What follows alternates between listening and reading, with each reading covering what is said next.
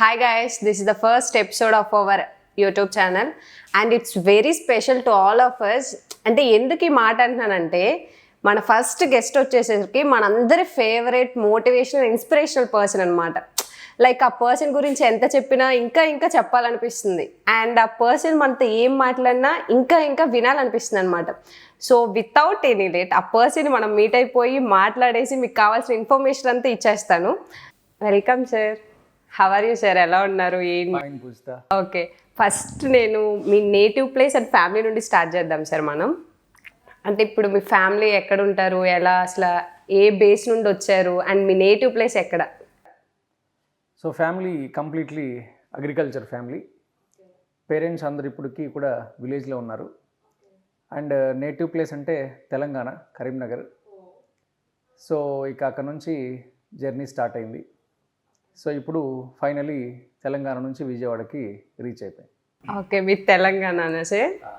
Okay, and అంటే యాక్చువల్గా ఒక క్వశ్చన్ ఉండే నాకు, అంటే మీ ఓల్డ్ స్టూడెంట్ని కాబట్టి నాకు అప్పటి నుండి క్వశ్చన్ ఉండే. అంటే మీ దగ్గర నుండి కాపీ రైట్స్ ఎవరైనా ఏ సినిమా వాళ్ళైనా తీసుకున్నారా? కాపీ రైట్స్ ఎవరైనా మిమ్మల్ని మీట్ అయ్యారా? ఎందుకలా?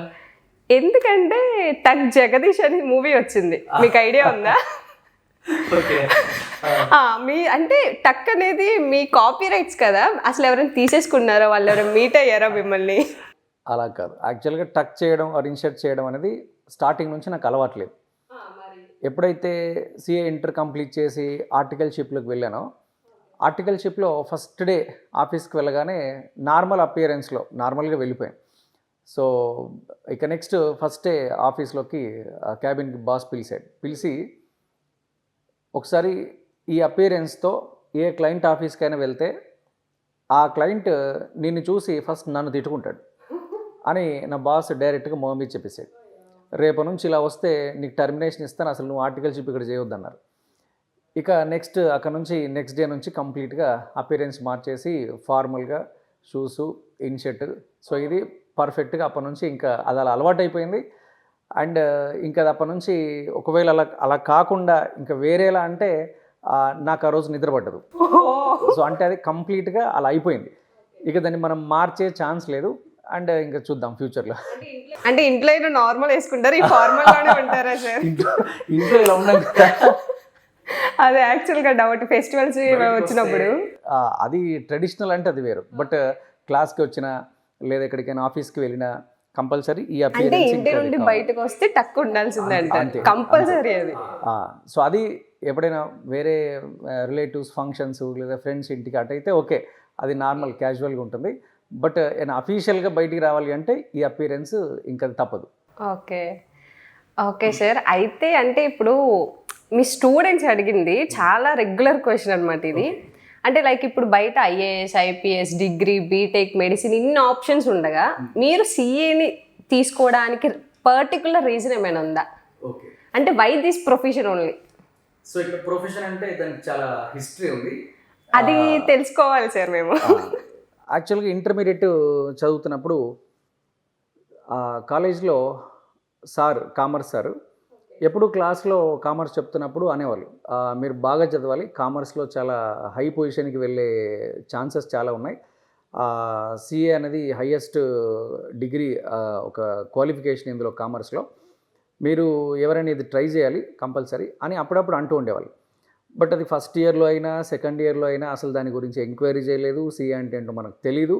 అండ్ సో ఇక నెక్స్ట్ అక్కడే కాలేజీలో వర్క్ చేసిన ఒక అడ్మినిస్ట్రేషన్లో వర్క్ చేసిన ఒక శంకర్ సార్ అని సార్ ఏం చెప్పారంటే, ఇప్పుడు డిగ్రీ కోసం నువ్వు అంటే ఇంటర్మీడియట్ అయిపోయింది కాబట్టి డిగ్రీ కోసం నెక్స్ట్ ఎక్కడికి చదువుతావు, ఏ కాలేజీలో జాయిన్ అవుతావు అని అడిగారు.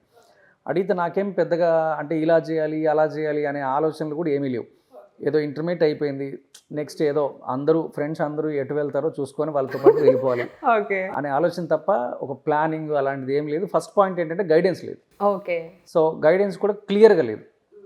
సో ఇక నెక్స్ట్ నాకు ఒక అడ్వైస్, నువ్వు డిగ్రీ జాయిన్ అవ్వాలంటే ఇప్పుడు ప్రైవేట్ కాలేజ్లో డిగ్రీ చేయడం అంటే కొంచెం ఫినాన్షియల్గా పేరెంట్స్ పైన బర్డెనే. బట్ గవర్నమెంట్ కాలేజ్లో డిగ్రీ చేస్తావా అని అడిగితే ఆయన చెప్తే ఎస్ నేను చేస్తానని చెప్పాను. అండ్ మరి గవర్నమెంట్ కాలేజ్లో అంటే ఇంకా చాలా రిక్వైర్మెంట్స్ ఉంటాయి, మార్క్స్ ఇవన్నీ చూస్తారు కదా అని అంటే, నేను ఒక కాలేజ్ పేరు చెప్తాను, అక్కడికి వెళ్ళిపో, వాళ్ళు ఒక ఎగ్జామ్ పెడతారు, ఎగ్జామ్ రాసేస్తే నీకు వచ్చిన మార్క్స్ని బట్టి అందులో సీట్ వచ్చేస్తుంది. 3 years కంప్లీట్గా రెసిడెన్షియల్, నువ్వు అక్కడే ఉండిపోవాలి, ఈవెన్ హాస్టల్ ఉంటుంది, నువ్వు అక్కడే ఉండిపోవాలని చెప్పారు. ఓ అయితే హాస్టల్ అంటే పేరెంట్స్ని వదిలేసి నెక్స్ట్ ఇప్పుడు 3 years ఎక్కడికో వెళ్ళాలి అంటే ఫస్ట్ భయం వేసింది.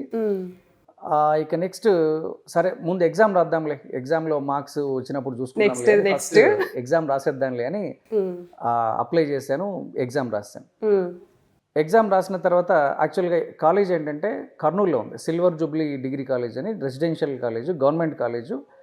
అండ్ ఎగ్జామ్ రాసిన తర్వాత మళ్ళీ నాకు లెటర్ వచ్చింది, మీరు సెలెక్ట్ అయ్యారు, బీకామ్లో మీకు అడ్మిషన్ వచ్చిందని అంటే ఇక నెక్స్ట్ సరే అని వెళ్ళిపోయాను. అక్కడికి వెళ్ళిన తర్వాత ఆ కాలేజ్లో ఒక అట్మాస్ఫియర్, అంటే అట్మాస్ఫియర్ ఎప్పుడు నేను ఎక్కడ చూడలేదు, స్కూల్లో కానీ నెక్స్ట్ ఇంటర్మీడియట్ కాలేజ్ ఎక్కడ చూడలేదు. అంటే అంత కంఫర్టబుల్గా ఉందా అట్మాస్ఫియర్? అంటే అక్కడ ఆ కాలేజ్లో ప్రతి స్టూడెంట్, అంటే ఇప్పుడు నేను వెళ్ళి ఫస్ట్ ఇయర్లో జాయిన్ అయ్యాయి కదా, సీనియర్ సెకండ్ ఇయర్ వాళ్ళు ఉన్నారు, నెక్స్ట్ ఫైనల్ ఇయర్ వాళ్ళు ఉన్నారు.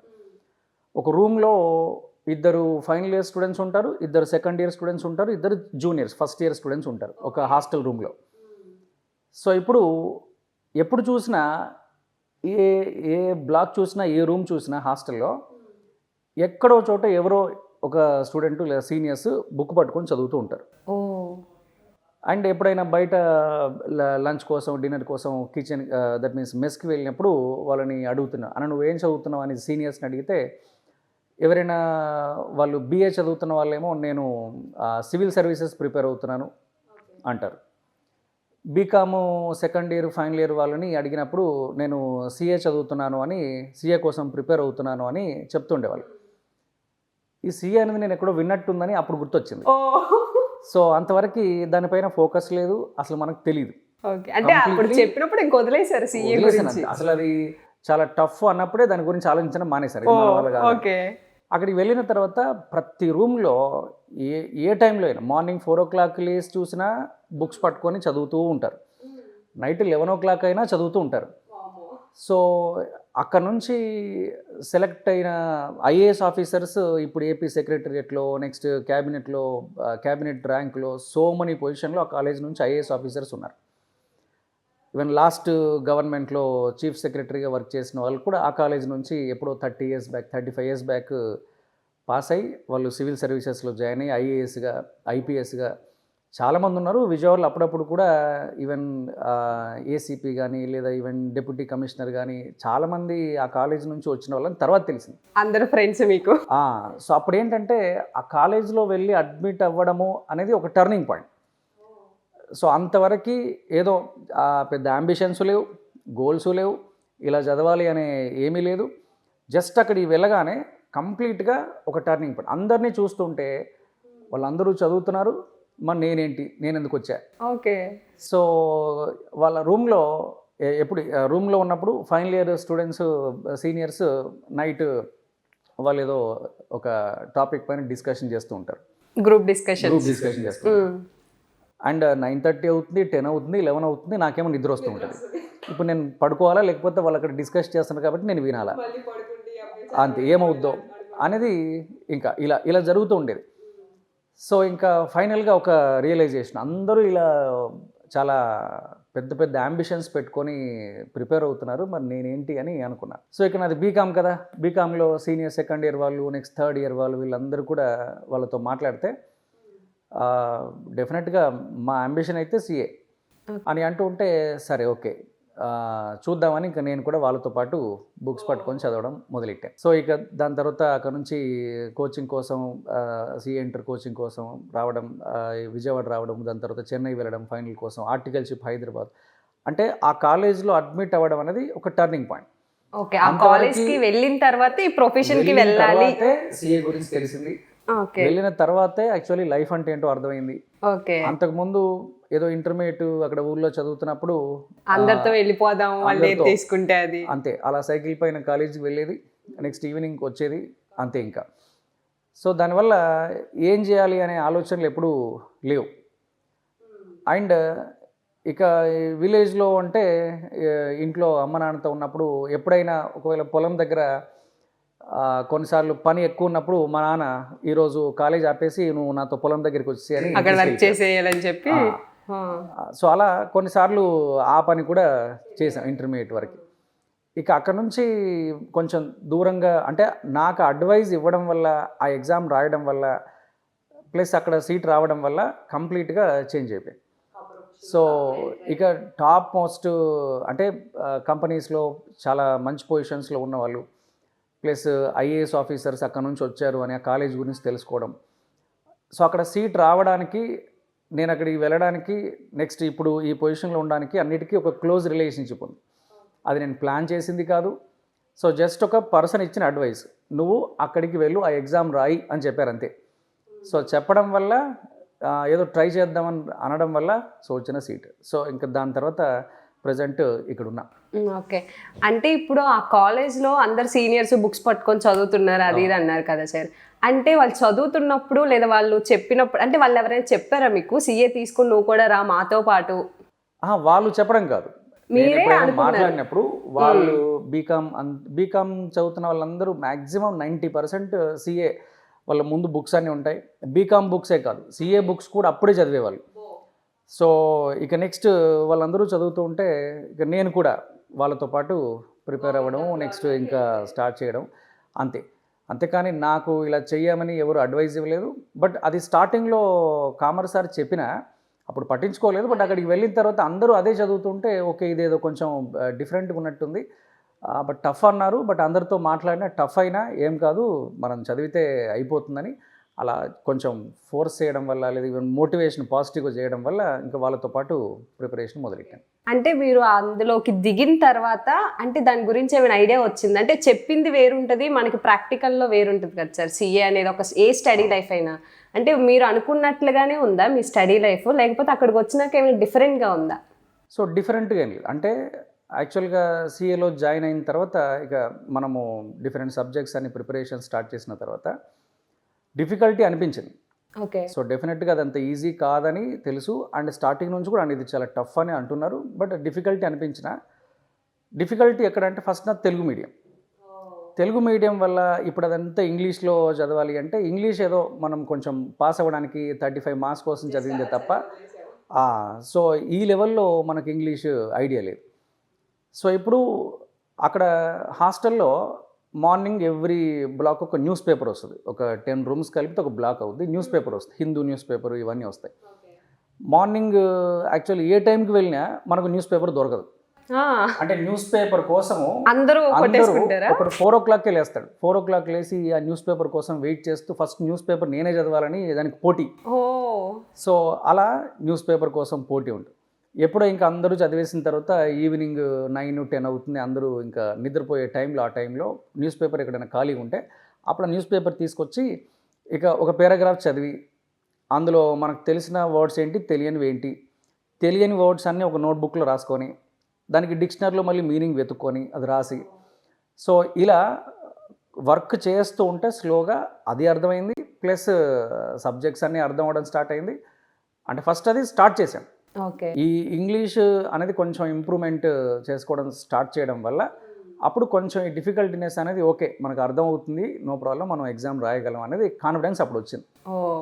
సో అది ఇంకా సెల్ఫ్ ప్రాక్టీస్ అది చేయడం వల్లే కొంచెం డిఫికల్టీ అనిపించిన కంటిన్యూ చేయడం వల్లే సో కొంచెం సక్సెస్ అనేది వచ్చింది. ఓకే, అంటే ఇప్పుడు ప్రెజెంట్ జనరేషన్ ఎలా ఉంది అంటే లాస్ట్ 3 to 4 years నుండి ఎక్కువ ఎలా ఉందంటే సార్ ఒక 30% ఆఫ్ పీపుల్కి సీఏ అంటే ఏంటని ఐడియా ఉంది, they know what is what అని. కానీ రిమైనింగ్ 70% ఆఫ్ పీపుల్కి అట్లీస్ట్ ఐడియా లేదు వాళ్ళకి సీఏ అంటే ఏంటి అంటే మా సరౌండింగ్స్లోనే విన్నాను నేను సీఏ చదువుతున్నానని చెప్తుంటే సీఏ అంటే పోలీసా లైక్ ఆ ప్రొఫెషన్ వైపు వాళ్ళు వెళ్ళిపోతున్నారు. సీఏ అంటే ఏంటి పర్టికులర్గా ఎవరికి తెలియట్లేదు. సో అలా 70% ఆఫ్ పీపుల్ని ఉద్దేశించి సీఏ గురించి అంటే వాళ్ళకి ఎలా ఎక్స్ప్లెయిన్ చేయగలరు? యాక్చువల్గా ఇది ప్రాబ్లం చాలా రోజుల నుంచి ఉంది. ఈవెన్ నేను చదువుతున్నప్పుడు సీఏ గురించి అసలు తెలియదు. ఇప్పుడు 30% పీపుల్ కొంచెం ఈ అడ్వర్టైజ్మెంట్స్ కానీ లేదా సోషల్ మీడియా వల్ల కొంచెం తెలుస్తుంది. బట్ ఇంకా తెలియాల్సిన వాళ్ళు చాలా మంది ఉన్నారు. సో వాళ్ళకి ఏంటంటే మనకు ఒక ఎడ్యుకేషన్ సిస్టంలో ఒక ప్రాబ్లం ఏంటంటే ఫస్ట్ మనం 10th వరకు చదువుతాం. అవును 10th వరకు మ్యాథమెటిక్స్ ఉంటుంది, next social studies, science, English ఇవన్నీ ఉంటాయి.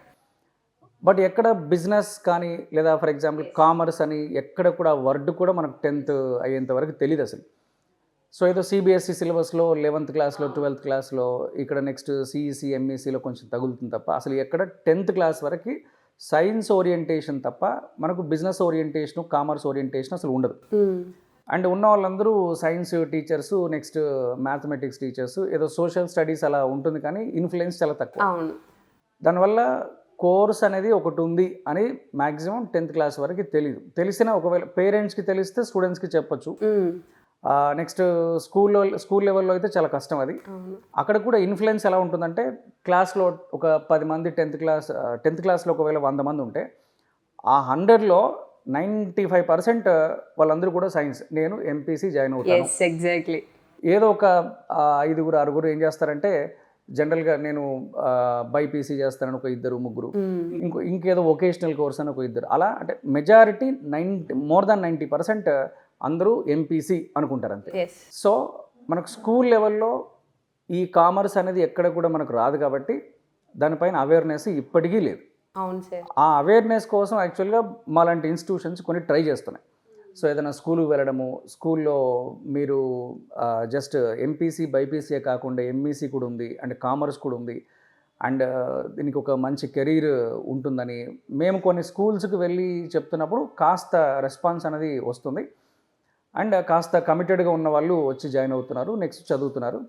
బట్ అది ఒక ఆప్షన్ అంటే సైన్సే కాదు బిజినెస్ని కూడా ఒక సబ్జెక్ట్గా మనం 8th క్లాస్లోనూ 9th క్లాస్లోనూ కొంచెం గవర్నమెంట్ యాడ్ చేస్తే అప్పుడు డెఫినెట్గా అందరికీ కోర్సు గురించి తెలుస్తుంది అండ్ నెక్స్ట్ చదవడానికి చాలామంది ముందుకు వస్తారు. అంటే 10thలో commerce related, business related subject ఎందుకని పెట్టట్లేదు అంటే అది చెప్పా కదా, అది ఎడ్యుకేషనల్ సిస్టమ్ అలా ఉంది కాబట్టి ఇప్పుడు దాన్ని మనము క్వశ్చన్ చేయలేము. And even new education policy government 2020లో తీసుకొచ్చింది కాబట్టి ఆ న్యూ ఎడ్యుకేషన్ పాలసీలో మనకు 8th క్లాస్ నుంచి ఆప్షన్స్ సెలెక్ట్ చేసుకునే ఒక ఫెసిలిటీ తీసుకొచ్చారు. ఓకే.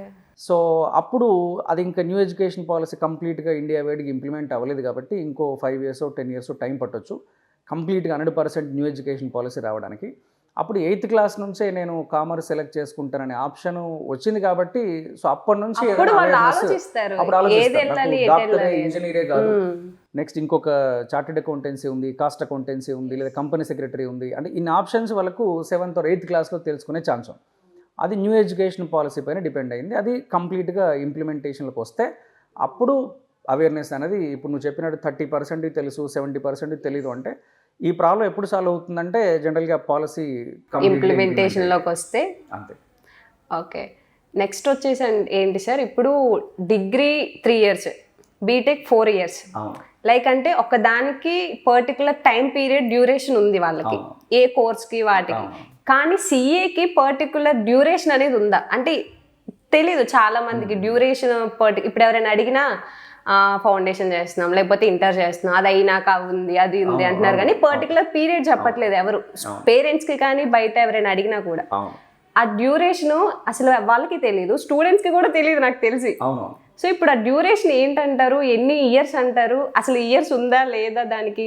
సో ఇక్కడ డ్యూరేషన్ అనేది జనరల్గా ఏ ప్రొఫెషనల్ కోర్స్కి కూడా ఉండదు. అంటే ఫర్ ఎగ్జాంపుల్ ఇప్పుడు మనం సివిల్ సర్వీసెస్లో ఎగ్జామ్ రాయాలనుకున్నాం అనుకోండి, సివిల్ సర్వీస్ ఎలా ఉంటుంది, ఫస్ట్ లెవెల్లో సీసాట్ రాయాలి అంటే ప్రిలిమినరీ ఎగ్జామ్ రాయాలి, అది క్వాలిఫై అయిపోతే నెక్స్ట్ మెయిన్స్ ఎగ్జామ్ రాయాలి, మెయిన్స్ ఎగ్జామ్ క్వాలిఫై అయిపోతే ఢిల్లీకి ఇంటర్వ్యూకి పిలుస్తారు, ఆ ఇంటర్వ్యూలో నువ్వు సెలెక్ట్ అయితే ఐఏఎస్ కానీ ఐపీఎస్ కానీ ఏదో ఒక జాబ్ పోస్ట్ ఇస్తారు, ఇది ప్రాసెస్.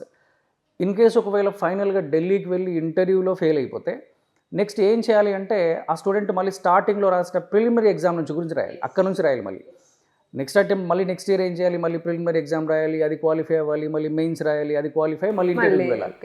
అంటే ఎవ్రీ స్టేజ్ నుంచి అంటే ఫస్ట్ స్టేజ్ నుంచి మళ్ళీ మొదలెట్టాలి. ఇది సివిల్ సర్వీసెస్లో అయినా గవర్నమెంట్ ఎగ్జామ్స్ గ్రూప్స్లో అయినా ఇవన్నీ కూడా కామన్. సో ఇప్పుడు ఒక ప్రిస్క్రైబ్డ్ పీరియడ్ అంటే 5 years లేదా 4 years అక్కడ లేదు అండ్ సిఏ కూడా ఉండదు.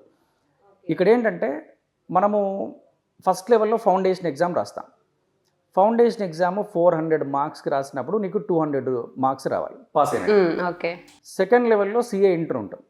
ఇప్పుడు 600 marks exam. So next 300 marks వస్తే పాస్ అయినట్టు. ఇన్ కేస్ ఒకవేళ సిఏ ఇంటర్ అవ్వలేదు అనుకో, నువ్వు మళ్ళీ ఫౌండేషన్ రాయాల్సిన పని లేదుగా. సో ఫౌండేషన్ అయిపోయింది, సిఏ ఇంటర్ అవ్వలేదు. సిఏ ఇంటర్ నెక్స్ట్ అటెంప్ట్లో అదేమి 1 ఇయర్ తర్వాత ఉండదుగా, నెక్స్ట్ 3 మంత్స్ తర్వాత ఉంది. యాక్చువల్గా 6 మంత్స్కి ఒక ఎగ్జామ్ ఉంది. లాస్ట్ ఇయర్ నుంచి ఏం చేశారు, ఇయర్కి 3 టైమ్స్ ఎగ్జామ్ పెట్టారు. అప్పుడు జనవరిలో అయినా లేదా ఈవెన్ సెప్టెంబర్లో అయినా, మేలో అయినా, సెప్టెంబర్లో అయినా ఇలా రాయొచ్చు. సో అందుకు ఫస్ట్ నుంచి మళ్ళీ ఫౌండేషన్ నుంచి స్టార్ట్ చేయాల్సిన అవసరం లేదు. సో ఇప్పుడు మనము జాగ్రత్తగా ప్రిపేర్ అయితే ఫౌండేషన్ కంప్లీట్ చేసి నెక్స్ట్ ఒక 9-10 మంత్స్లో సిఏ ఇంటర్ అటెంప్ట్ వస్తుంది. సిఏ ఇంటర్ ఎగ్జామ్ రాసేసి అప్పటికి ఎంత అవుతుందంటే ఫౌండేషన్కి ఒక 6 మంత్స్ 7 మంత్స్ టైం పడుతుంది. నెక్స్ట్ సిఏ ఇంటర్కి ఒక 10 మంత్స్, టోటల్ ఒక 1.5 year వేసుకున్నా. దాని తర్వాత ఆర్టికల్షిప్ ఒక 2 years. సో 3 years ఉండేది ఒక 1 year తగ్గించారు, 2 years అవుతుంది. అండ్ 2 years అయిన తర్వాత ఒక 6 monthsలో నువ్వు సిఏ ఫైనల్కి ప్రిపేర్ అయిపోయి ఫైనల్ ఎగ్జామ్ రాయాలి. స్టేజ్ వైజ్ ఉంటుంది, కానీ ఇది కంప్లీట్గా స్టూడెంట్ ఎలా పర్ఫామ్ చేస్తున్నాడు, వాళ్ళు ఎంత ఎఫర్ట్స్ పెడుతున్నారు దాన్ని బట్టి ఉంటుంది. మనం ప్రాపర్గా ప్రిపేర్ అయితే foundation first attempt, inter first attempt, final కూడా ఫస్ట్ అటెంప్ట్లో ఈజీగా పాస్ అవ్వచ్చు. కాకపోతే మనం పెట్టాల్సిన ఎఫర్ట్స్, ఆ స్టూడెంట్కి ఇవ్వాల్సిన గైడెన్స్ ఆ లెవెల్లో ఉండాలి. సో వాళ్ళు ప్రాపర్గా వేరే ఏ డిస్టర్బెన్సెస్ క్రియేట్ చేసే ఆ డిస్ట్రాక్షన్స్కి వెళ్లకుండా కరెక్ట్గా ప్రిపేర్ అయితే అన్ని ఫస్ట్ అటెంప్ట్లో కంప్లీట్ చేసిన స్టూడెంట్స్ చాలామంది ఉన్నారు. ఓకే. నెక్స్ట్ వచ్చేసి ఏంటంటే సార్, సిఏ అంటే ఇన్కమ్ ట్యాక్స్ ఫైల్ చేస్తారు. I mean IT filings, GST returns and auditor, ఈ 3 గుర్తుకొస్తుంది. సిఏ అంటే ఈ వర్కే చేస్తారని. అసలు సిఏలో ఏమేమి సబ్జెక్ట్స్ ఉంటాయి, సిఏ ఎంతవరకు చేయగలరు, వాళ్ళు వాళ్ళ అదే స్కోప్ ఆఫ్ వర్క్ ఏంటి, వాళ్ళు ఎక్కడెక్కడ స్పేస్ తీసుకోగలరు?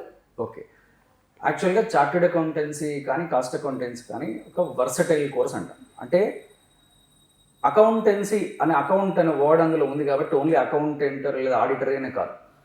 ఇప్పుడు 2025లో టెక్నాలజీ అంతా మారిపోయింది. అకౌంటెంట్స్ అంటే మనకు సిస్టంలో అకౌంటింగ్ సాఫ్ట్వేర్ ఉంటుంది, టాలీ కానీ లేదా ఎస్ఏపి కానీ సాఫ్ట్వేర్ ఉంటుంది. మనం జస్ట్ డేటా ఇచ్చేస్తే కంప్లీట్గా అకౌంట్స్ అని సిస్టమ్స్ రెడీ చేస్తున్నాయి. అండ్ ఆడిటర్స్ ఆ కంపెనీకి వెళ్ళి వాళ్ళు ప్రిపేర్ చేసిన అకౌంట్స్ అన్ని ఒకసారి వెరిఫై చేసి ఆడిట్ చేసి ఈ అకౌంట్స్ అని కరెక్ట్గా ప్రిపేర్ చేశారు లేదా, రూల్స్ అండ్ రెగ్యులేషన్స్ అని కరెక్ట్గా ఫాలో అయ్యారు లేదా, ఆడిటర్స్ రిపోర్ట్ ఇస్తారు. ఇంతవరకు జనరల్గా ఆడిటర్ అంటే ఇలా అనుకుంటారు. బట్ అది ఒకటే కాదు. చార్టెడ్ అకౌంటెంట్ అంటే financial services. For example company పబ్లిక్కి షేర్స్ ఇష్యూ చేయాలి, ఎలా? సో దానికి మళ్ళీ ఒక చార్టెడ్ అకౌంటెంట్ కావాలి.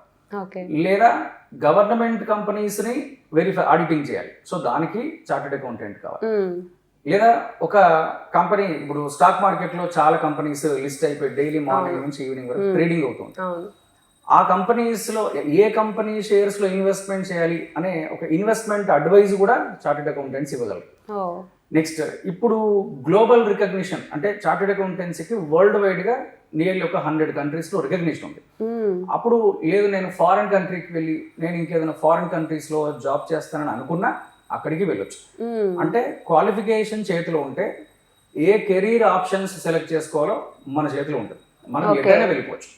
అండ్ నెక్స్ట్, ఓన్గా బిజినెస్ స్టార్ట్ చేస్తారా, ఓన్గా ప్రాక్టీసెస్ స్టార్ట్ చేస్తారా, లేదా యాక్చువల్గా ఏదైనా జాబ్కి డైరెక్ట్గా ఇండియన్ కంపెనీ కానీ ఫారిన్ కంపెనీస్లో కానీ జాబ్కి వెళ్ళిపోతారా, లేదా ఇంకేదైనా లార్జ్ ఇండస్ట్రీ ఏదైనా స్టార్ట్ చేస్తారా, ఫైనాన్షియల్గా ఒకవేళ ఓకే అనుకుంటే ఇండస్ట్రీ ఏదైనా స్టార్ట్ చేస్తారా, ఎనీ ఆప్షన్. ఈ నాలెడ్జ్ అనేది ఇక్కడ income tax, GST or corporate laws, securities laws, labour laws, ఈ నాలెడ్జ్ అనేది కంప్లీట్గా ఈ కోర్సులో ఆటోమేటిక్గా వచ్చేస్తాయి.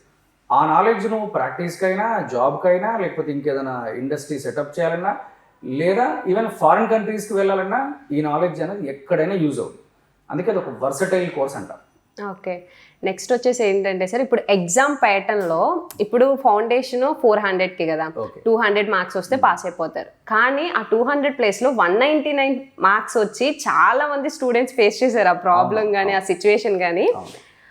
అందరూ అనుకునేది ఏంటంటే ఆ ఒక్క 1 మార్క్ ఎక్కడో చోట వేసేయచ్చు కదా, పిల్లల్ని ఎందుకు అంతలా సతాయిస్తున్నారు, సిఏ అంటే ఇలాగే ఉంటుంది, ఏడిపించేస్తారు, గోల అది ఇది అనుకుంటారు.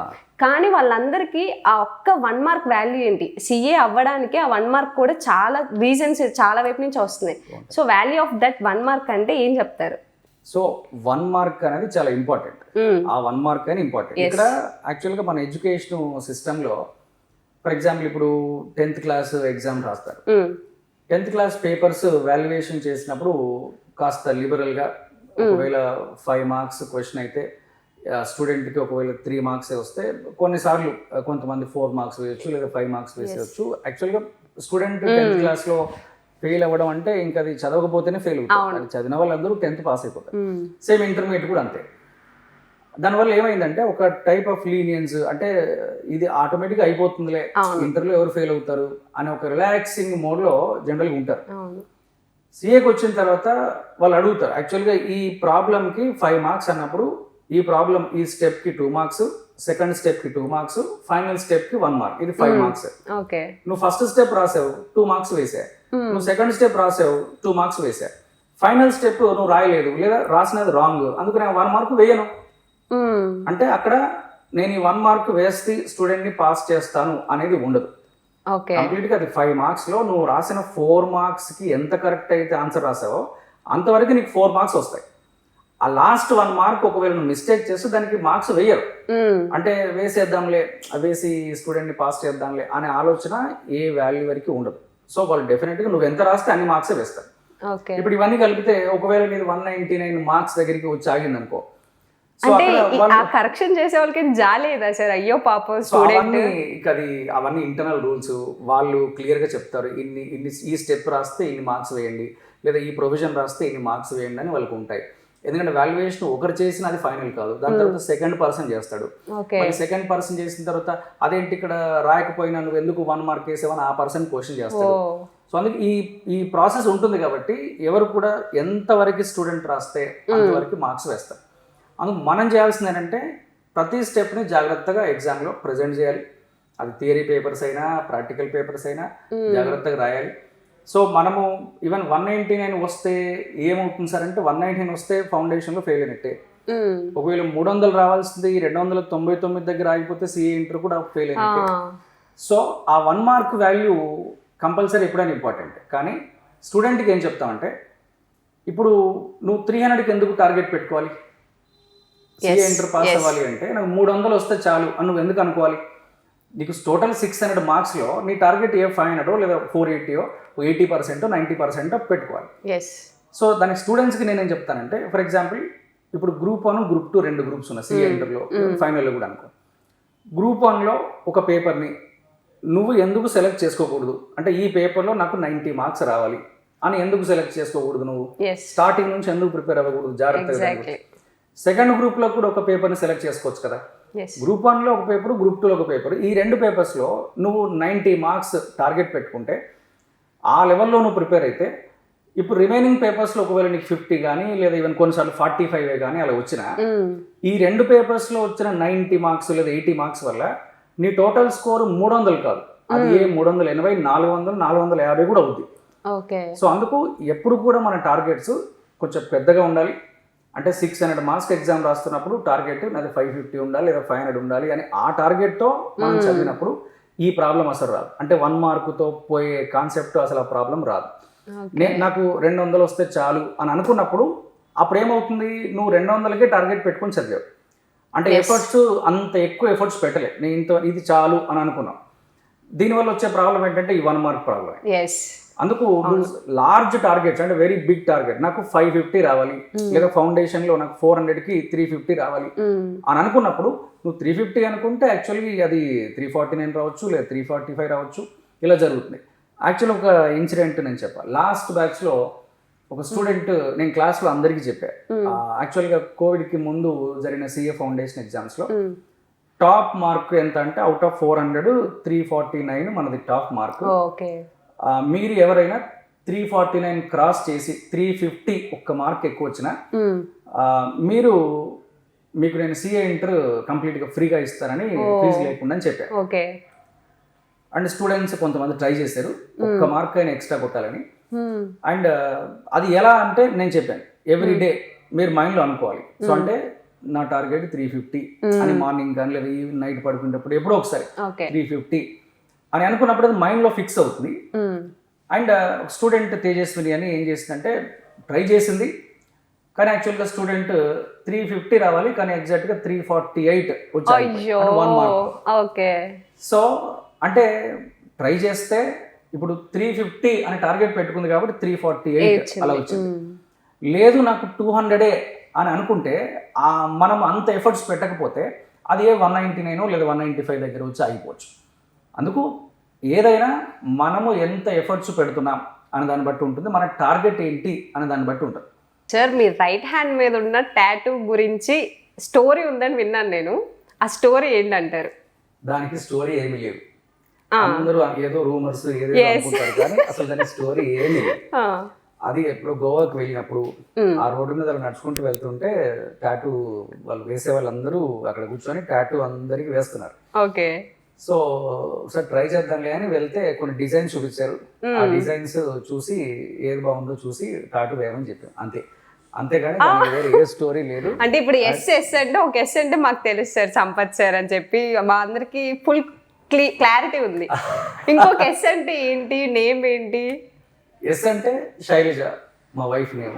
ఓ సో ఎస్ ఫ్రెండ్స్, మీకు కావాల్సిన ఇన్ఫర్మేషన్ ఎలా కావాలో అలా వచ్చేసింది. ఎస్ అంటే సంపత్, ఎస్ అంటే శైలజ, వాళ్ళ మిస్సెస్ అంట. అంతే. ఓకే.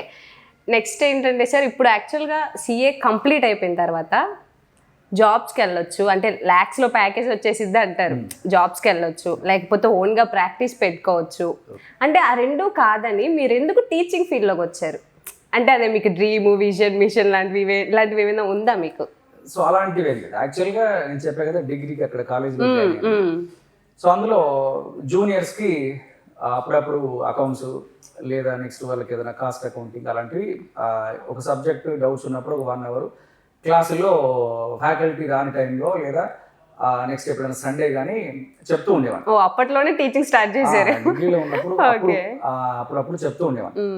సో దానివల్ల కాస్త ఇక ఆ ఇంటెన్షన్తో జాబ్ యాక్చువల్గా క్యాంపస్ సెలెక్షన్స్ వెళ్ళాము, నెక్స్ట్ జాబ్ వచ్చేసింది, నెక్స్ట్ వెళ్ళాము, 1 ఇయర్ చేసాం. దాని తర్వాత మళ్ళీ రిజిగ్నేషన్. ఎక్కడ చేశారు సార్ జాబ్? యాక్చువల్గా నేను హైదరాబాద్లో చేశాను. కాకపోతే ట్రాన్స్ఫర్ కోసం వాళ్ళు ఏం చేశారంటే నన్ను ఒడిశాకి ట్రాన్స్ఫర్ చేస్తాను. సరే ఇంకా ఒడిశాకి ట్రాన్స్ఫర్ అంటే ఇదంతా వదిలే అక్కడికి ఎవరు వెళ్తారని నెక్స్ట్ రిజిగ్నేషన్ చేయడము. ఆ టైంకి నెక్స్ట్ వినోద్ సార్ కానీ వీళ్ళందరూ కలవడము. సో దాని తర్వాత గురుకుల్లో జాయిన్ అవ్వడం ఇదంతా జరిగింది, అంతే. ఓకే. అంటే పర్టికులర్ రీజన్ అంటే ఏం లేదు, టీచింగ్ ఫీల్డ్లోకే వెళ్ళాలి అని చెప్పి సిఏ నుండి. ఓకే. అంటే ఇప్పుడు చాలా మంది స్టూడెంట్స్ అంటే సిఏ ఒక డేకి 13 to 14 hours చదువుతూ ఉంటారని విన్నాను. అంటే morning 7 to evening 8 or 9 classes ఉంటాయి, కాలేజ్ ఉంటుంది, ఇన్స్టిట్యూషన్ ఓపెన్ చేసే ఉంటుంది. సో అలా 13 to 14 hours వాళ్ళు చదివి కంటిన్యూస్గా చాలా స్ట్రెస్ ఫీల్ అవుతుంటారు. వాళ్ళకన్నా వాళ్ళ పేరెంట్స్ ఎక్కువ ఫీల్ అవుతుంటారు. అమ్మో మా అబ్బాయి పొద్దున్నే సాయంత్రం చదివేస్తున్నారు, వాళ్ళకి కనీసం గ్యాప్ ఇవ్వట్లేదు, అది ఇది అని అనుకుంటున్నారు. సో ఆ స్ట్రెస్ నుండి వాళ్ళు ఎలా రిలీఫ్గా ఉండాలి? అంటే ఏమైనా గేమ్స్ ఆడాలా, లేకపోతే ఎక్సెట్రా అదర్ యాక్టివిటీస్ ఏమైనా చేయాలా? సో ఇక్కడ స్ట్రెస్ అంటే యాక్చువల్గా స్ట్రెస్ ఎప్పుడు వస్తుంది అనేది ఫస్ట్ క్వశ్చన్. అది వస్తే ఎలా మేనేజ్ చేయాలో తర్వాత చెప్తాను. స్ట్రెస్ ఎప్పుడు వస్తుందంటే ఫర్ ఎగ్జాంపుల్ ఇప్పుడు ఒక స్టూడెంట్ ఫర్ ఎగ్జాంపుల్ ఒక సిఏ ఇంటర్ కోర్సు వచ్చి జాయిన్ అయ్యాడు. కోచింగ్ ఒక 6 months ఉందనుకున్నా. అండ్ 6 monthsలో డైలీ మార్నింగ్ 8 నుంచి ఈవినింగ్ ఒక 5:30 వరకు క్లాసెస్ జరుగుతాయి, మధ్యలో లంచ్ బ్రేక్ ఉంటుంది, ఈవినింగ్ బ్రేక్ ఉంటుంది. సో ఇలా జరుగుతుంది. ఓకే. జనరల్గా ఎప్పుడైనా ఫర్ ఎగ్జాంపుల్ ఈ రోజు మార్నింగ్ నుంచి ఈవినింగ్ వరకు నేను క్లాస్లో కూర్చున్నప్పుడు ఫ్యాకల్టీ ట్యాక్స్లో ఏం చెప్పారు, లేదా కాస్ట్ అకౌంటింగ్లో ఏం చెప్పారు, నెక్స్ట్ అకౌంట్స్లో ఏం చెప్పారు, ఆ చాప్టర్స్ ఒకసారి నేను ఈవినింగ్ స్టడీ అవర్స్లో కూర్చొని ఒకసారి రివిజన్ చేసుకున్నాను అనుకో. సో ఒక కాన్ఫిడెన్స్ వస్తుంది, ఓకే ఈ రోజు నేను క్లాస్లో విన్నది నేను ఒకసారి చూశాను, చదివాను. మేబీ అది నైట్ 10 అవ్వచ్చు, లేదా 10:30 అవ్వచ్చు. ఆ టైం వరకు ఏదో ఒక టైంలో నువ్వేం చేయాలంటే ఆ రోజు క్లాస్లో చెప్పింది ఒక్కసారి రివిజన్ చేయాలి. ఓకే. మేబీ ఒక ప్రాబ్లం 2 ప్రాబ్లమ్స్ చెప్పారనుకో, ఈ ప్రాబ్లం మొత్తం కూడా కాకపోయినా ఇందులో ఇంపార్టెంట్ పాయింట్ ఏంటి, లేదా ఒక మార్కర్ లాంటిదని పెట్టుకొని ఒక ఇంపార్టెంట్ పాయింట్ ఏంటి అనేది హైలైట్ చేసుకుంటే ఆ ఇంపార్టెంట్ పాయింట్ నీకు మైండ్లో ఉండిపోద్ది. సో ఇక అది ఎప్పుడు ఆ ప్రాబ్లమ్ సాల్వ్ చేయడానికి ట్రై చేసినా అది ఈజీగా అయిపోతుంది. ఓకే. ఇప్పుడు ఈ రోజు వర్క్ ఈ రోజు కంప్లీట్ చేసాం, నెక్స్ట్ మళ్ళీ రేపు మార్నింగ్ క్లాస్కి వస్తాం, రేపు కూడా మళ్ళీ సేమ్ నిన్న ఆల్రెడీ కంప్లీట్ చేశాను కాబట్టి ఈ రోజు మార్నింగ్ 8 నుంచి ఈవినింగ్ 5:30 వరకు క్లాస్లో ఏం జరిగింది అనేది ఈ రోజు నేను మళ్ళీ ఒక్కసారి ఈవినింగ్ నిద్రపోయే లోపు ఎప్పుడైనా ఒక 2 గంటలు 2.5 గంటలు కూర్చొని మళ్ళీ ఒకసారి రివిజన్ చేసుకుంటే ఈ రోజు టాస్క్ అయిపోయింది. ఓకే. ఇప్పుడు నాకు స్ట్రెస్ లేదు. అవును. స్ట్రెస్ లేదు. ఎందుకు స్ట్రెస్ లేదు అంటే ఈ రోజు నిన్న కంప్లీట్ చేశాను, ఈ రోజు కంప్లీట్ చేశాను. ఫర్ ఎగ్జాంపుల్ సండే ఎగ్జామ్ ఉంటుంది. ఆ సండే ఎగ్జామ్కి నెక్స్ట్ ఒకసారి మండే నుంచి లేదా జరిగింది, మళ్ళీ ఒకసారి Saturday evening, next Sunday morning కూర్చొని ఒక్కసారి నేను మళ్ళీ రివిజన్ చేస్తే నాకు గుర్తు వస్తుంది.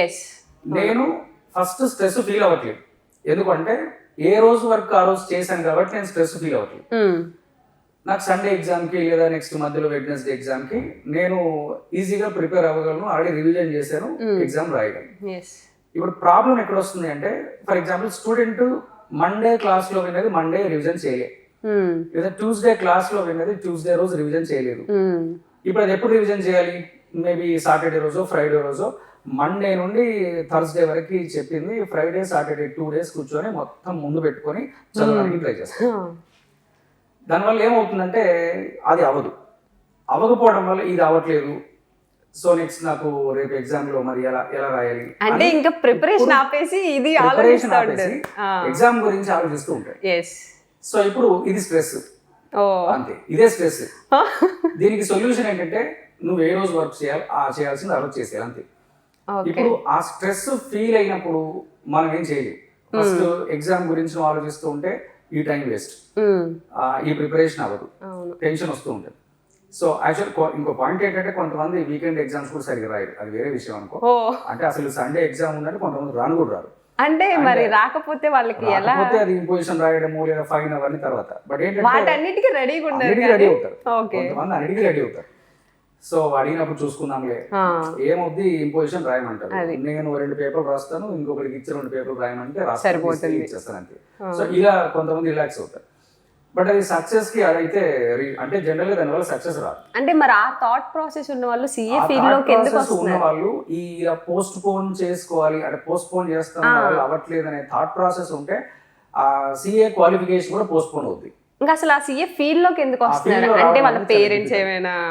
సో అందుకు సొల్యూషన్ ఏంటంటే, మీకు ఒక టార్గెట్ ఉన్నప్పుడు, నేను ఫర్ ఎగ్జాంపుల్ ఈ మే 2025లో సిఏ ఎంటర్ అవ్వాలి, అది కంప్లీట్ చేసేయాలి అంతే అని అనుకున్నప్పుడు, నువ్వు కోచింగ్లో జాయిన్ అయిన ఫస్ట్ డే నుండి నువ్వు ఆ రోజు చదివేసేయాలి. సండే నీకు ఎగ్జామ్ ఉంటుంది, ఎగ్జామ్ మార్నింగ్ ఉంటుంది, యాక్చువల్గా ఆఫ్టర్నూన్ అంతా ఖాళీగా, డేస్ కాలేజ్ ఇంటికి వెళ్ళిపోతారు, హాస్టల్కి వెళ్ళిపోతారు.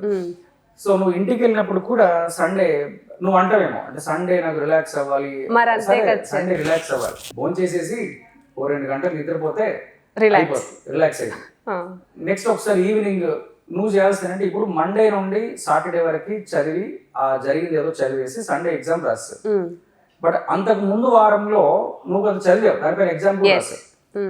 మనం ఒక ప్రాబ్లము లేదా ఒక చాప్టర్ అనేది ఎగ్జామ్ రాయడానికి మనం ప్రిపేర్ అవుతున్నప్పుడు, ఫస్ట్ టైం చదువుతున్నప్పుడు మేబీ 4 hours పట్టవచ్చు, సెకండ్ టైం చదువుతున్నప్పుడు అంత టైం పట్టదు, 2 గంటలే పట్టవచ్చు, థర్డ్ టైం చదువుతున్నప్పుడు గంట కూడా పట్టదు. ఇప్పుడు దీనివల్ల ఏమవుతుందంటే, నువ్వు ఇప్పుడు మనం మార్చిలో ఉన్నాం, ఫిబ్రవరిలో ఏదో ఫస్ట్ వీక్ లో నువ్వు ఆల్రెడీ చదివేసి ఎగ్జామ్ రాసిన ఆ చాప్టర్స్ ఒక్కసారి చూసి, మార్చ్ మంత్ లో ఒక సండే రోజు చూసి, నేను ఫిబ్రవరిలో ఈ చాప్టర్ పైన ఎగ్జామ్ రాశాను లేదా ఈ సబ్జెక్ట్ పైన ఎగ్జామ్ రాశాను, అసలు అది ఎంతవరకు నాకు గుర్తుంది అనేది ఒకసారి టెస్ట్ చేసుకోవాలి. ఎప్పుడు మార్చిలో ఒక సండే రోజు కూర్చొని ఒక 2 గంటలు 3 గంటలు తీసి, నాకు ఈ చాప్టర్ అసలు ఎంతవరకు గుర్తుంది అనేది ఒకసారి చూస్తే నీకు తెలియకుండానే నువ్వు దాన్ని రివిజన్ చేస్తున్నట్టు. సో ఇవి కొన్ని అంటే యాక్చువల్లీ ఇంత డెడికేషన్ అవసరం అంటే, మనము యాక్చువల్గా ఎంబీబీఎస్ 5 years చదవాలి, బీటెక్ 4 years చదవాలి, కానీ సిఏ ఇంటర్కి మనకున్న టైం ఈ 9-10 months. సో అందుకు ఆ 9-10 months కదా చదివేది. ఎంబీబీఎస్ అయితే 5 years చదవాలి కాబట్టి 5 years నువ్వు రిలాక్స్డ్ గా చదవచ్చు. బీటెక్ 4 years అంటే అసలు చదవచ్చు అలా ఏం కాదు. కానీ సిఏ ఇంటర్కి నీకున్న టైం ఈ 10 months. అండ్ అలాంటప్పుడు ఈ 10 months తర్వాత ఇంకా నీకు వెళ్ళి ఆర్టికల్షిప్ లో జాయిన్ అవుతే చదవాల్సిన పనే లేదు కదా. అంటే నువ్వు ఎలా ఆలోచించాలంటే, నేను ఈ 9-10 months చదివి వర్క్ చేసి ఎగ్జామ్ పాస్ అయ్యి వెళ్ళిపోతే అంతే, ఇక దాని తర్వాత నేను ఇంకో 2 ఏళ్ళు ఆర్టికల్షిప్ అప్పుడు నా ఫ్రీడమ్, అప్పుడు నా ఎంజాయ్మెంట్ డిఫరెంట్ అని అలాంటిది క్లాస్ లో ఇవన్నీ చాలా చెప్తాం. బట్ ఇప్పుడు స్టూడెంట్స్ ఎలా ఆలోచిస్తారంటే, యాక్చువల్లీ అది ఆ ఎంజాయ్మెంట్ అప్పుడు, బట్ ఇప్పుడు ఎంజాయ్మెంట్ ఏంటి, ఇప్పుడు ప్రెసెంట్ ఎంజాయ్మెంట్ నేను ఎంజాయ్ చేయొద్దని చెప్పట్లేదు, దాన్ని కాస్త పోస్ట్ పోన్ చేయని చెప్పాను. ఇప్పుడు 5 years 4 years ఎంబీబీఎస్ బీటెక్ లో రోజు ఉంటుంది, కానీ ఇది అలా కాదు కదా. సో నీకు నెక్స్ట్ ఇప్పుడు మేలో ఎగ్జామ్ ఉంది, మనం మార్చిలో ఉన్నాం, మార్చి ఏప్రిల్ మే, మేలో ఒక 15 days అనుకో. ఈ మార్చి ఏప్రిల్ 2 నెలలు మొత్తం స్టడీస్ పైన ఫోకస్ చేసి రివిజన్ చేసుకొని మేలో ఎగ్జామ్ రాసేసి అప్పుడు వీళ్ళు రిలాక్స్ అవ్వచ్చు. సో దానికి ఇప్పుడు 13 hours 14 hours ఎప్పుడు చదవాల్సి వస్తుందంటే అంతకు ముందు నుంచి నువ్వు చదవకపోతే ఒకేసారి కూర్చొని 13 hours 14 hours చదవాలి. సో అందుకు 13-14 hours చదవడం కాదు, దానికి క్వాలిటీ, మనం క్వాంటిటీ 15 hours 18 hours చదవాలి అది కాదు. అసలు ఈ రోజు నేను ఈ 3 hours చదువుతాను, కానీ చదివింది పర్ఫెక్ట్గా చదవాలి. సో లేదా 4 hours చదువుతాను. సో అంతేకాని 12 hours 13 hours కూర్చొని చదవడం అంటే జనరల్ గా అది అంతకు ముందు నువ్వు ప్రాపర్ గా ప్రిపేర్ అవ్వకపోతే ఇప్పుడు అన్ని గంటలు చదవాలి. అంతేకాని మనం స్టార్టింగ్ నుంచి నార్మల్ గా ప్రిపేర్ అవుతూ ఉంటే అన్ని గంటలు చదవాల్సిన పని లేదు. ఎగ్జామ్ కి ముందు మాత్రం ఒక 3 months ముందు కాస్త సీరియస్ గా, ఎందుకంటే 6 papers ఉంటాయి, సబ్జెక్ట్ ఎక్కువ ఉంటుంది కాబట్టి మనం ఆ రివిజన్ టైంలో డెఫినెట్ గా టైం స్పెండ్ చేయాల్సిందే. దానికి ముందు ఒక 6 months క్లాసెస్ ఉంటాయి కాబట్టి క్లాసెస్ టైంలో క్లాసెస్ కి రావాలి. నెక్స్ట్ అటెండెన్స్ కంపల్సరీ మెయింటైన్ చేయాలి.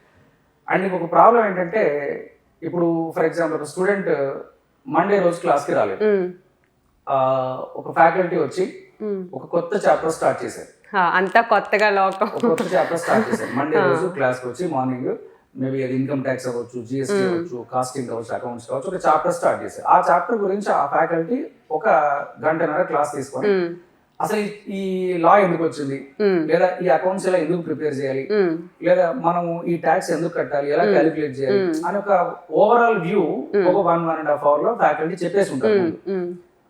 ఇప్పుడు ఆ రోజు ఫర్ ఎగ్జాంపుల్ క్లాస్ లో ఒక 60 ఉంటే ఒక 10 మంది రాలే అనుకున్నా, ఒక 10 students ఆబ్సెంట్. ఇప్పుడు 10 students నెక్స్ట్ ట్యూస్డే వస్తారు, వచ్చి క్లాస్ లో కూర్చుంటారు.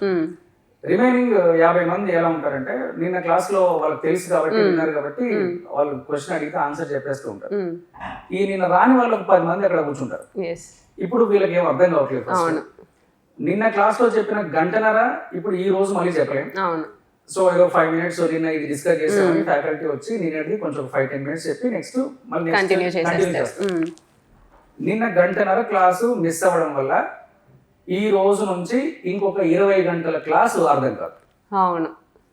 అంటే ఆ ఫస్ట్ క్లాసు నువ్వు మిస్ అయితే ఒకవేళ ఆ క్లాసు ఇంకొక 20 days పడుతుంది అంటే 20 గంటలు ఒకవేళ ఒక చాప్టర్ చెప్పడానికి టైం పడితే అప్పుడు ఫస్ట్ డే నువ్వు రాలే, రిమైనింగ్ 19 గంటలు నీకేం అర్థం అవుతుంది? అది అర్థం కావాలంటే ఈ ఫస్ట్ 1.5 hour నువ్వు క్లాస్ లో ఉండాలి. ఇప్పుడు ఏమవుతుంది, స్టూడెంట్ ఫీలింగ్ ఎలా ఉంటుందంటే నేను కవర్ చేస్తాను, సండే రోజు కూర్చుంటే అయిపోతుంది. లేదా నా పక్కన ఫ్రెండ్ ఉన్నాడు కదా, వాడు క్లాస్కి వచ్చాడు కదా, వాడు చెప్పింది నాకు మళ్ళీ చెప్తాడు, నేను కవర్ చేసుకుంటాను. యాక్చువల్ గా టీచింగ్ స్టాఫ్ చెప్పేది ఇంత అయితే ఈ పిల్లలు వినేది ఇంత, వాళ్ళు ఎక్స్ప్లెయిన్ చేసేది ఇంత, వాళ్ళ బ్రెయిన్ లోకి వెళ్ళేది ఇంత. అంతే, అది ఎగ్జామ్ పేపర్ మీద అసలు రాదు. సో ఫస్ట్ సిఏ అంటే కంప్లీట్ ఒక పంక్చువాలిటీ ఉండాలి. డెఫినెట్ గా అసలు క్లాసెస్ అబ్సెంట్ అవ్వద్దు. ఇప్పుడు మ్యాథమెటిక్స్ రాలేదు, 10th class లో 9th class లో ఎవరికైనా మ్యాథమెటిక్స్ లో వీక్ ఉంటే పేరెంట్స్ ఏం చేస్తారు, ఆ ఇంటి పక్కన ఎక్కడో ట్యూషన్ ఉంటుంది, తీసుకెళ్ళి ట్యూషన్ లో పడేస్తారు. ఈవినింగ్ స్కూల్ నుంచి రాగానే మ్యాథ్స్ సైన్స్ ఏదో చెప్తూ ఉంటారు, కొంచెం పికప్ అవుతారు. ఇక్కడ ఫస్ట్ సిఏకి నువ్వు వచ్చిందే ట్యూషన్ కి, ఫస్ట్ నువ్వు వచ్చిందే ట్యూషన్ కి, మార్నింగ్ నుంచి ఈవినింగ్ వరకు ఇదే ట్యూషన్ సెంటర్ లాంటిది, కోచింగ్ సెంటర్. అప్పుడు ఈ ట్యూషన్ నువ్వు సరిగా రాకపోతే మళ్ళీ ఈ ట్యూషన్కి అటెండ్ అవ్వకపోవడం వల్ల నాకు అర్థం కావట్లేదని ఇంకో ట్యూషన్కి వెళ్ళాలి అంటే ఎలా అసలు వొకాబులరీ తెలీదు వాళ్ళకి. ఫస్ట్ పాయింట్, ఇన్కమ్ ట్యాక్స్ కి బయట ఏదో మీ ఇంటి పక్కన ఎవరో ఇన్కమ్ ట్యాక్స్ ట్యూషన్ చెప్తారు, ఉండరు. అసలు ఏదో జిఎస్టీ నాకు అర్థం కావట్లేదు, నేను పక్కన ట్యూషన్కి వెళ్తాను, అసలు తెలీదు. నువ్వు కంపల్సరీ చచ్చినట్టు మళ్ళీ ఇక్కడికి రావాలి. నువ్వు వచ్చిందే యాక్చువల్ ఒక టైప్ ఆఫ్ ట్యూషన్. నువ్వు ఇక్కడికి కూడా సరిగా రాకపోతే, ఈ సబ్జెక్ట్స్ అర్థం కాకపోతే నీకు చెప్పే వాళ్ళు బయట ఉండరు. దీనివల్ల ఏమవుతుందంటే స్టూడెంట్ ఇక నాకు ఏం అర్థం కావట్లేదు, ఇది ఫస్ట్ స్టేజ్, ఇంకా ఇది నాకు అర్థం కావట్లేదు. ఓకే, పోనీ అర్థం అవ్వడానికి వాళ్ళు ఏదైనా ట్రై చేశారా, వచ్చి డౌట్స్ అడిగారా, అడగరు. సో వాళ్ళు ట్రై చేయట్లేదు. ఇప్పుడు స్టూడెంట్ ఏమనుకుంటే ఓకే ఓ పని చేస్తాను, ఈ చాప్టర్ నేను వదిలేస్తాను, నెక్స్ట్ చాప్టర్ ఫ్రెష్ గా మళ్ళీ సార్ చెప్తారా, అప్పటి నుంచి నేను మళ్ళీ ఇక అసలు ఆబ్సెంట్ చాయిస్ లోకి వెళ్ళిపోద్ది. నెక్స్ట్ చాప్టర్ నేను కంపల్సరీ అన్ని క్లాసెస్ వింటానని అనుకుంటాడు. ఇప్పుడు స్టార్ట్ అవుతా. ఇప్పుడు ఏమవుతుందంటే నెక్స్ట్ చాప్టర్ అర్థం కావాలంటే ఈ చాప్టర్ అర్థం కావాలి, అన్ని చాప్టర్స్ కి లింక్ అయి ఉంటుంది. ఇప్పుడు నువ్వు ఈ చాప్టరే నువ్వు వదిలేస్తే దీనిపైన డిపెండ్ అయ్యి సెకండ్ చాప్టర్ నీకు అలా అర్థం కాదు. సో ఇప్పుడు సెకండ్ చాప్టర్ అది కూడా స్టూడెంట్ ఏమనుకుంటుంటే ఓకే ఇది కూడా మనకు అర్థం కావట్లేదు, సర్లే నెక్స్ట్ ఇంకో చాప్టర్ ఫ్రెష్ గా చూద్దాం, ఇది ఇలా కంటిన్యూ అవుద్ది, అన్ని చాయిస్కి వెళ్ళిపోతాయి, ఎగ్జామ్ పేపర్లో క్వశ్చన్స్ అని దీనిపైన వస్తాయి, ఆ క్వశ్చన్ పేపర్ ఇంకా అక్కడ పడేసి 1.5 hours బయటకు వచ్చేస్తారు. సో ఫస్ట్ పాయింట్ ఏంటంటే ఆబ్సెంట్ అవ్వకపోతే 50% సక్సెస్ అయినట్టే. ఓకే, అంతే. క్లాస్ కి ఆబ్సెంట్ అవ్వకపోవడమే 50% సక్సెస్ అయినట్టే. సో ఇంకో 50% నువ్వు ఆబ్సెంట్ అవ్వకుండా క్లాస్కి వచ్చి విన్నావు కదా, విన్నది చదువుకుంటే ఇంకో 50% అంతే. అందుకే 99% అసలు క్లాస్ కి రావాల్సిందే. ఏదో ఇక ఎమర్జెన్సీ ఏదైనా హెల్త్ ప్రాబ్లం ఉంది ఏదైనా అంటే ఇంకా ఎమర్జెన్సీ అయినప్పుడు మనం ఏం చేయలేం, అది అన్అవాయిడబుల్ రీజన్ అయితే ఓకే మనం ఏం చేయలేం, బట్ కంపల్సరీ క్లాసెస్ కి అటెండ్ అవ్వాలి, అది ఇంపార్టెంట్. సక్సెస్ కి 50% అటెండెన్సే. ఓకే ఓకే, నెక్స్ట్ వచ్చేసి ఏంటంటే సార్ ఇప్పుడు 10th class inter up to ఒక 18 బిలో ఉన్న వాళ్ళు ఏంటంటే అమ్మో అది అవ్వట్లేదు, ఇది పాస్ అవ్వలేదు, అది చెయ్యలేనని చెప్పి సూసైడ్స్కి వెళ్ళిపోతున్నారు, ఆ థాట్స్లోకి వెళ్ళిపోతున్నారు వాళ్ళు. అంటే కష్టపడదాం, మనం ఒక ప్రాసెస్లో వెళ్దాం, మన పేరెంట్స్ని చెప్దాం, ఏదైనా ప్రాబ్లం ఉంటే వాళ్ళు మాట్లాడతారు, ఇవేమి ఆలోచించకుండా డైరెక్ట్గా సూసైడ్స్కి వెళ్తున్నారు. అంటే దానికి కూడా స్ట్రెస్ అనే పేరు పెట్టేస్తున్నారు, వాళ్ళు చాలా స్ట్రెస్ ఫీల్ అవుతున్నారు కాలేజ్లో స్కూల్స్లో. అంటే అంత స్ట్రెస్ వాళ్ళకి ఏముంటుంది స్కూల్స్లో కానీ కాలేజెస్లో కానీ, పర్సనల్ లైఫ్లో అయినా 18 బిలో వాళ్ళకి ఏముంటుంది? ఓకే సరే, అయితే ఒక క్వశ్చన్ నేను అడుగుతాను, నువ్వు ఆన్సర్ చేయడానికి ట్రై చేయి. ఎక్కడైనా ఈ ఒకవేళ నీకు తెలిసిన వాళ్ళు ఎక్కడైనా లేదా న్యూస్లో కానీ న్యూస్ పేపర్లో కానీ ఎక్కడైనా సిఏ క్వాలిఫై అవ్వట్లేదని సూసైడ్ చేసుకున్న సిఏ స్టూడెంట్ అని ఎక్కడైనా హెడ్డింగ్ నువ్వు చదివావా? ఏ న్యూస్ పేపర్ వచ్చిందా? సిఏ క్వాలిఫై అవ్వలేదనో స్ట్రెస్ వల్ల సిఏ ఎప్పుడు వినలేదు, నేను ఎప్పుడు వినలేదు సార్ ఏ న్యూస్ పేపర్లో కూడా. అంటే జనరల్గా ఇప్పుడు 10th ఇంటర్ వాళ్ళు అలా ఎందుకు ఆ థాట్ ప్రాసెస్లోకి వెళ్ళి ఇంకా మన వల్ల అవ్వదు, ఈ 10th అవ్వట్లేదు, ఇంటరే అవ్వట్లేదు, ఇంట్లో అమ్మ కొట్టిద్ది, చుట్టాలు తిడతారు, వాళ్ళు తిడతారు అంటున్నారు. అయితే యాక్చువల్గా ఇప్పుడు నేను 2 వేస్లో ఆన్సర్ చెప్తాను. మామూలుగా అయితే సిఏ స్టూడెంట్స్కి ఆ థాట్స్ రావు. ఎందుకంటే సిఏ స్టూడెంట్ ఫస్ట్ జాయిన్ అవుతున్నప్పుడు ఒక పిక్చర్ చాలా క్లియర్ ఉంది. డెఫినెట్ గా ఇది నేను ఒక కొండెక్కాలని ట్రై చేస్తున్నాను, సో డెఫినెట్ గా ఇది కొంచెం డిఫికల్ట్, నేను చదువుతాను అనే కాన్ఫిడెన్స్, అంటే ముందు ఒక క్లియర్ పిక్చర్ తో జాయిన్ అవుతారు, వాళ్ళకి అసలు థాట్స్ కూడా రావు. సో ఇక వేరే జనరల్ గా అంటే యాక్చువల్ గా స్టూడెంట్స్ కి డిఫరెంట్ రీజన్స్ ఉంటాయి. వాళ్ళ లెవెల్ ఆఫ్ నాలెడ్జ్ అంటే అందరు స్టూడెంట్స్ ఒకేలా అందరూ ఈక్వల్ గా చదువుతారని మనం చెప్పాలి. కొంతమంది చాలా గ్రాస్పింగ్ పవర్ ఎక్కువ ఉంటుంది, వాళ్ళు చదువుతారు, సో వాళ్ళ ఎన్విరాన్మెంట్ బట్టి కానీ లేదా పేరెంట్స్ ఎడ్యుకేషన్ బట్టి కానీ వాళ్ళు ఓకే సక్సెస్ అవుతారు. కొంతమంది యాక్చువల్ గా స్లో లెర్నర్స్ ఉంటారు, వాళ్ళని కంప్లీట్ గా నువ్వు ఈ రోజు చాప్టర్ చదవాలి లేదా ఇది కంప్లీట్ చేయాలని ప్రెజరైజ్ మనం చేయలేము. అంటే కాకపోతే ఏంటంటే సొసైటీలో ఒక ప్రెషర్ అనేది మేబీ ఆ స్కూల్ నుంచి రావచ్చు, లేదా కొన్నిసార్లు పేరెంట్స్ కూడా నువ్వు చదవాల్సిందే అని ఫోర్స్ చేసి ఉండొచ్చు. అండ్ ఇప్పుడు అక్కడ వస్తుంది ప్రాబ్లం, దానివల్ల వాళ్ళకి నాకు అక్కడ స్కూల్లోనేమో నేను చదవలేకపోతున్నాను, ఇటు పేరెంట్స్ ఏమో నన్ను తిరుగుతున్నారు అనేది, దానివల్ల ఏమవుతుందంటే వాళ్ళకు ఒక టైప్ ఆఫ్ స్ట్రెస్ క్రియేట్ అయ్యి ఇక వాళ్ళకు వేరే వాళ్ళు కూడా న్యూస్ చూస్తూ ఉంటారు ఏదో దాని గురించి, ఇక సూసైడ్ అనే థాట్ రావచ్చు. అందుకే యాక్చువల్గా ఇప్పుడు స్టూడెంట్ కి జనరల్ గా సూసైడ్ అనే థాట్ వచ్చింది అంటే అది ఫస్ట్ ఒక రాంగ్ థాట్. ఎందుకంటే ఏది చేయాలన్నా నువ్వు ఏది సాధించాలన్నా దానికి కావాల్సిన ధైర్యము సూసైడ్ చేసుకోవడానికంటే దానిపైన పెట్టే ధైర్యంలో 1% సరిపోతుంది. అంటే సూసైడ్ చేసుకోవడమే చాలా ధైర్యం కావాలి.